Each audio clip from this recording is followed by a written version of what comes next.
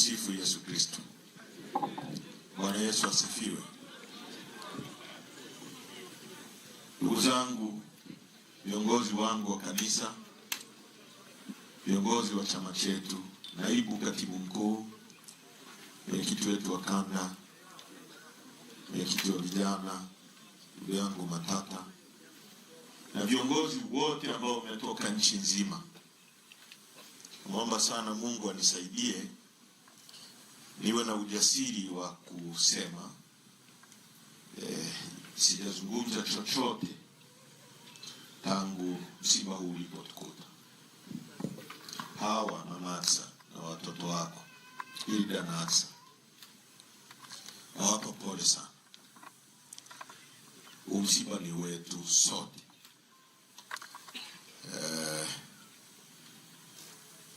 Tumefiwa na rafiki yetu na ndugu yetu.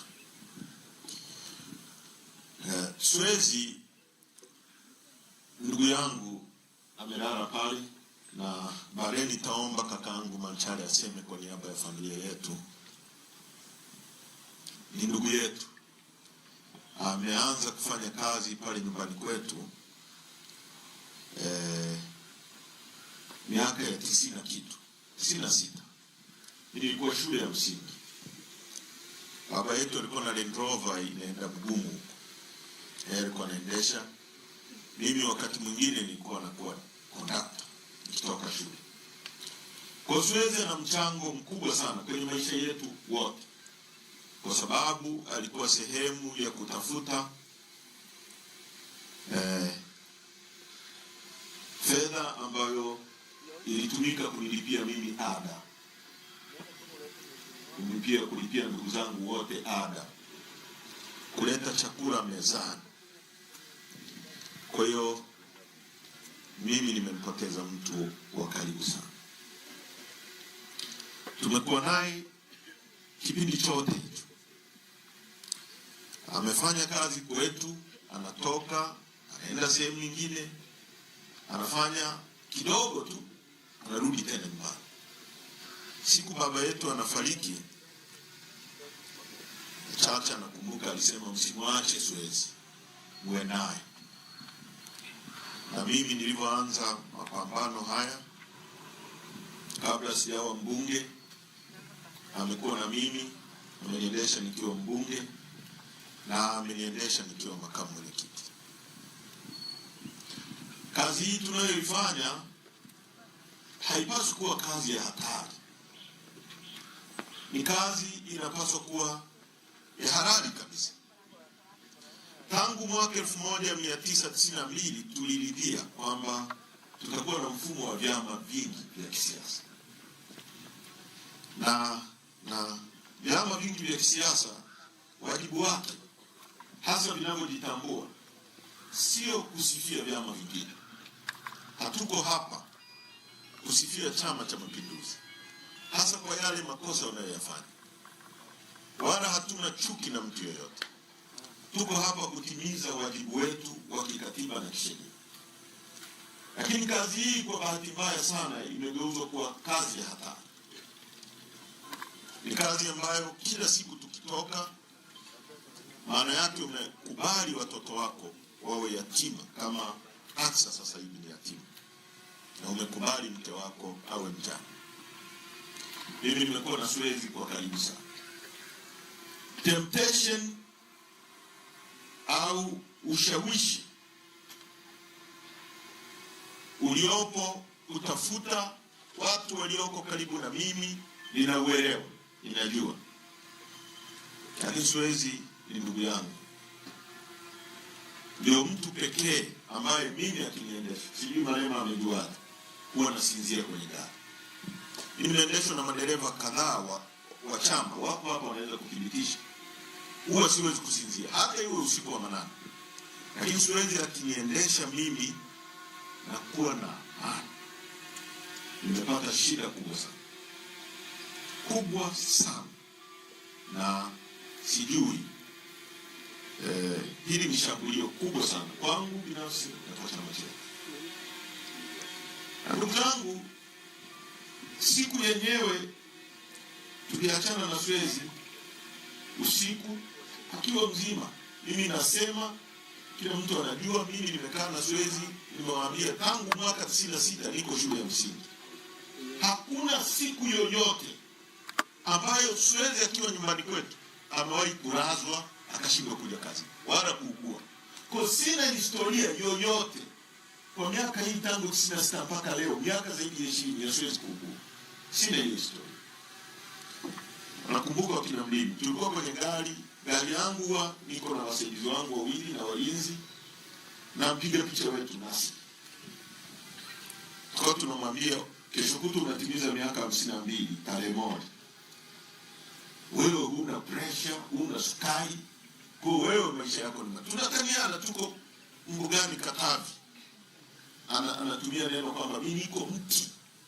Yaani kwamba yuko vizuri, hana shida. Lakini mimi nilisema tukiwa Makambako kwamba kuna watu wanatutrail nyuma, wanatufuatilia nyuma. Na watu hawa hawataki kufahamika. Wakiwa na magari ambayo yamebebanishwa number plate. Nikasema tukiwa Makambako, tumetembea barabara nzima tunafuatiliwa hivyo hivyo. Tumefika Tabora, tumemaliza mkutano, tunaenda Kigoma, tumefuatiliwa na gari mbili. Gari ya kwanza ya FFU ya polisi, wamo polisi wana silaha lakini wamefunika nyuso zao. Na gari ya pili nyeupe pia ikiwa na namba zimefunikwa, namba ambazo sio za kwake. Na siwezi akaziona kwenye sendimira. Nikawaambia watu wetu, hakikisha mnachukua picha hizo gari. Walizichukua zile gari picha. Kwa sababu kuna pori pale, tukasema tukifika kwenye kijiji tusimame ambako kuna watu wengi. Kwa sababu hao watu wanaweza kwenda na sisi huko wakatulia katikati ya pori. Kwa tulipofika kwenye kijiji tukasimama. Wakashuka wasaidizi wangu, wakaenda kuuliza nyie ni kina nani? Kwa nini natufuata zaidi ya kilomita 100 na kitu sasa mko nyuma yetu? Tukipisha mpita mpiti, tukisimama mnasimama, tukifanya hivi mnafanya hivi. Wakasema sisi maafisa wa polisi tunawasindikiza. Na tusindikiza vipi? Sisi tumesafiri nchi nzima hii, hatujaona mtu anatusindikiza. Kwa nini leo? Lakini pili, kama mnatusindikiza, kwa nini msitupe taarifa kwamba sisi tuko na nyie ni maafisa wa polisi? Kwa tumeenda na zile gari mpaka kwenye mpaka wa Kigoma na Tabora. Wakapokezana wengine. Kwa tukapokelewa na jeshi la polisi tena kwa magari mawili hivyo hivyo ya mkoa wa Kigoma. Bahati nzuri tukasimama kwenye junction ya Kigoma pale. Yule afisa wa polisi akaja ambaye ni OCD nafikiri Kakonko au wapi? Ni sio Kakonko, Kibondo. Ni Kibondo au wapi? Uvinza. Aliwahi kuwa RCO. Nikamfahamu.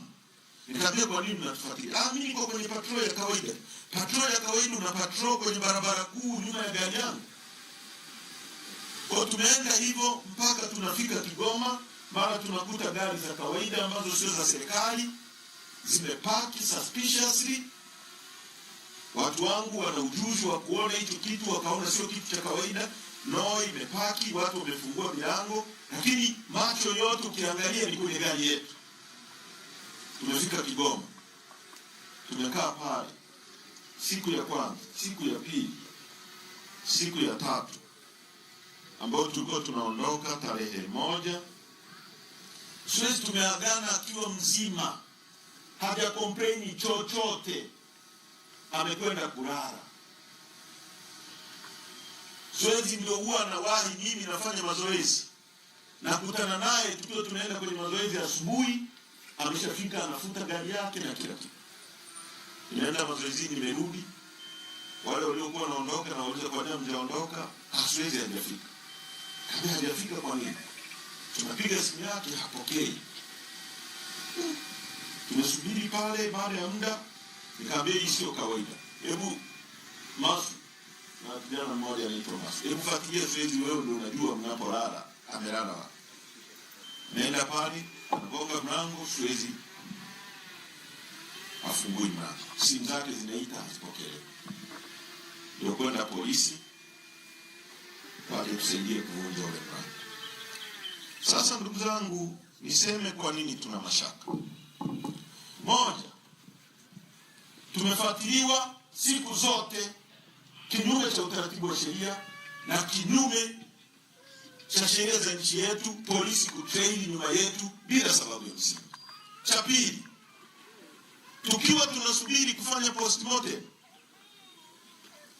mkuu wa mkoa wa Kigoma Simon Isiro ambaye alikuwa IGP ametoka nasema kifo cha Swezi ni kifo cha kawaida kabisa kwa uzoefu wake.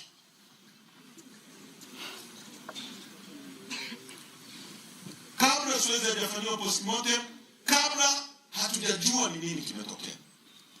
Cha tatu, kwenye maeneo yote yana matukio yanapotokea, lazima hiyo ni crime scene. Polisi wanaweka utepe wa njano, wanazuia watu kuingia pale, lakini hilo halikufanyika. Ile eneo liliendelea kutumika kawaida. Maana yake kuna kitu kilikuwa kinapotezwa pale. Cha tatu, polisi wamepiga picha wao wenyewe, hakuna mtu mwingine yeyote aliyepiga picha ya vitu vya Swezi walivyovikuta kwenye begi lake.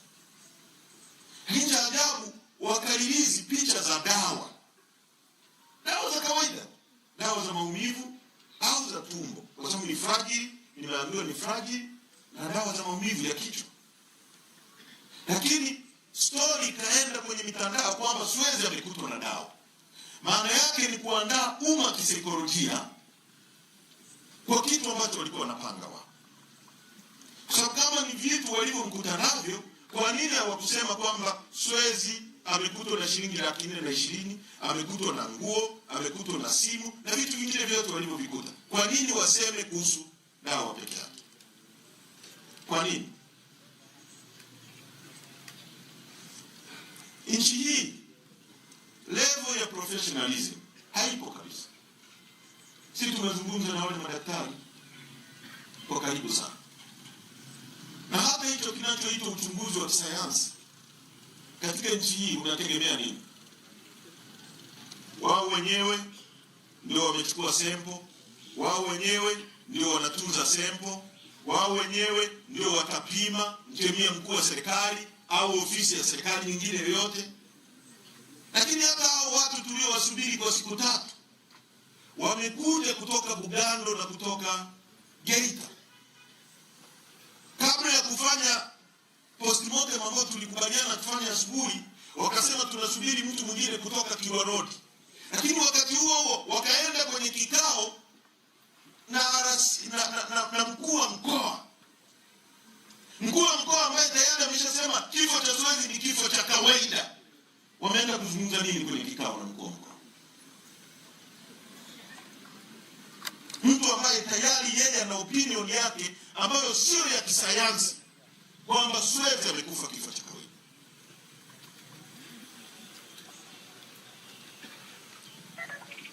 Tungeweza kupata sample za Swezi, labda tukasema sample moja wachukue watu wa serikali, sample nyingine chama kichukue, na sample nyingine familia ichukue, tupeleke maabara labda nje ya nchi, nyingine iende Ujerumani, nyingine iende wapi, ili tuondoe utata kwenye kifo hiki. Lakini sample zote wamechukua wao, na wamechukua kwa makusudi wao, wamebaki nazo wao. Wanataka kusema nini ndugu zangu? Huyu bwana amekuwa na mimi miaka mingi sana. Mwaka 2017 Swezi alishambuliwa, mimi nikiwa bunge. Hawa anakumbuka. Akakatwa na mapanga. Kwa mimi naamini ni mtu ambaye alikuwa mwaminifu kwangu kwenye maisha yangu. Pengine amebeba lile ambalo walikusudia nibebe mimi. Naamini hivyo, naamini hivyo kwa sababu ni mtu ambaye alikuwa tayari kutoa maisha yake kwa ajili yangu. Ninamshukuru Mungu kwa ajili ya maisha yake. Amekuwa mtu mwaminifu sana na kwa familia yetu.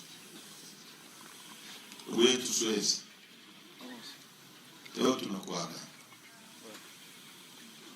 Kifo chako kimeniachia simanzi kubwa na utata mkubwa sana.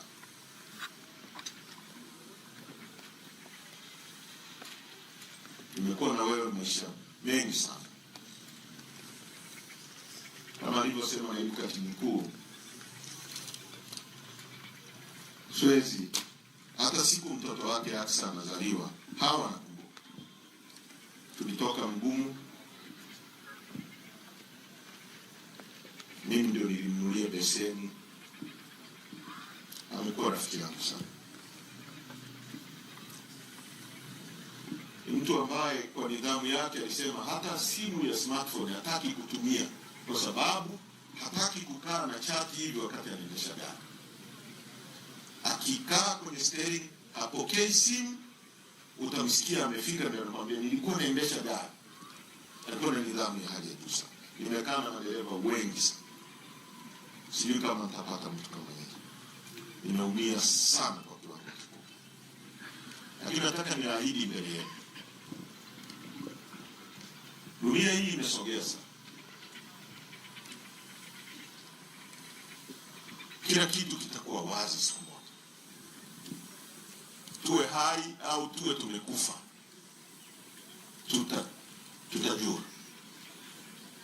tutajua kilichomkuta Swezi na tutajua kilichowakuta watu wengine wote. Viongozi wa dini, ninawasihi, saidieni nchi hii. Kuna watu kwa makusudi wanataka kupeleka nchi hii shimoni. Na mkisema hamo nchi hii ikiharibika, hata dini haitahubiriwa. Nchi haiwezi kuongozwa kwa hofu. Hatuwezi kuendesha nchi hii kwa kujaza watu hofu, kwa kuua watu, kwa kutisha watu. Haiwezi kwenda. Nchi inaongozwa kwa kutenda haki, sio kwa kutisha watu. Mambo haya dunia inatufundisha na historia inatuambia.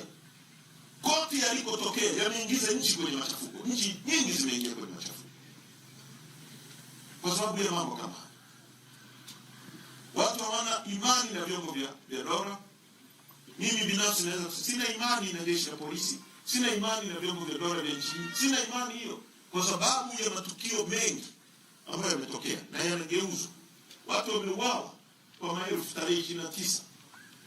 Na watu wanataka kugeuza wasingizie watu wengine. Kwa sababu watu wanasema tutendeane. Nataka nimalize kwa kusema kwako hao. Swezi najua alikuwa mpambanaji sana. Na wewe unajua. Na ndio maana hata wale wanaosema mimi si wajali. Swezi alikuwa anaweza kujibana kwa ajili ya familia yake. Sisi chama chetu hiki hatulipani fedha nyingi, labda kama wengine walizonazo. Kuna wakati watu wanasafiri bila malipo, tunaenda sehemu tunapata mafuta tunaendelea. Lakini wewe unaona anaweza akapewa pesa yake ya kulala. Kwa watu wengine angeweza kulala akastarehe akafanya nini, lakini yeye amebana anatunza familia yake. Ikae vizuri. Nataka nikuhakikishie kwa niaba ya familia yetu, Swezi alikuwa ameniambia bwana, mimi nikitoka hapa naenda kuwezeka nyumba yangu ile, nasema nitanunua bati la msauzi. Tutawezeka ile nyumba na tutaimalizia kabisa utakapo nyumbani. Hatuwezi kukuacha. Na mimi nitasimama na wewe. Kwa sababu wewe unajua, Swezi sio kwamba tulikuwa tukwaruzani hapa na pale. Kama watu wengine wote mnaofanya kazi. Lakini wakati mwingine yeye ananishtakia kwa hawa, wakati mwingine mimi namshtakia kwa hawa, namshtakia kwa mzee Mrusuli, wanamrudisha, wewe unaenda wapi? Unafanya nini? Kwa nini unafanya hivi? lakini ni mtu ambaye tumepatana sana kwenye maisha yetu. Nichukue nafasi hii kuwashukuru sana viongozi wote wa Chadema nchi nzima mliokuja. Kipekee nakushukuru sana naibu katibu mkuu na katibu mkuu, wajumbe wa kamati kuu.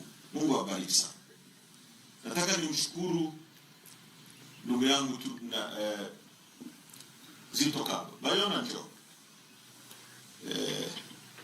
Bayona ni mdogo wake Zitto.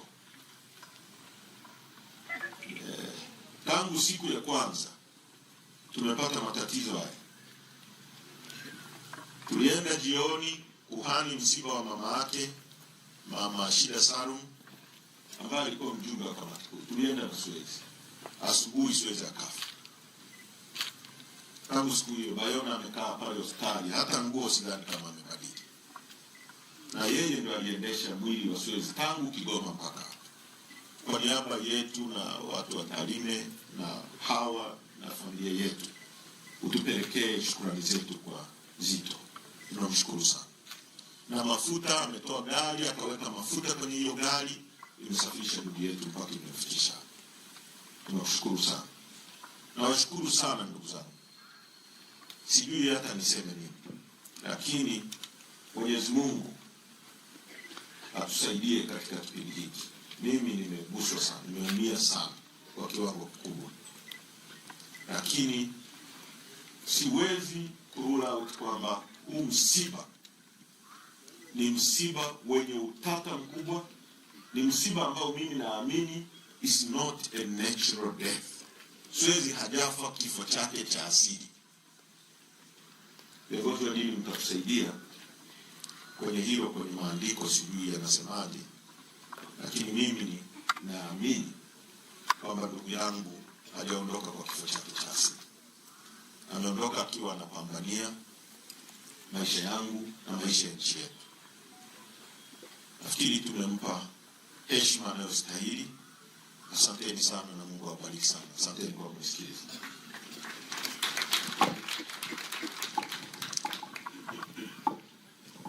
Wapendwa waombolezaji, msiba huu ulipotokea Kigoma, kama chama tulichukua wajibu wa kuhakikisha kwamba tunamleta mpendwa wenu hapa Tarime. Na hivi punde ninataka nichukue fursa hii sasa nitawaita viongozi wa dini ili tuwakabidhi na waweze kuendelea na ibada. Lakini kabla sijawaita viongozi, ninawashukuru viongozi wote wa chama, wenyeji wetu hapa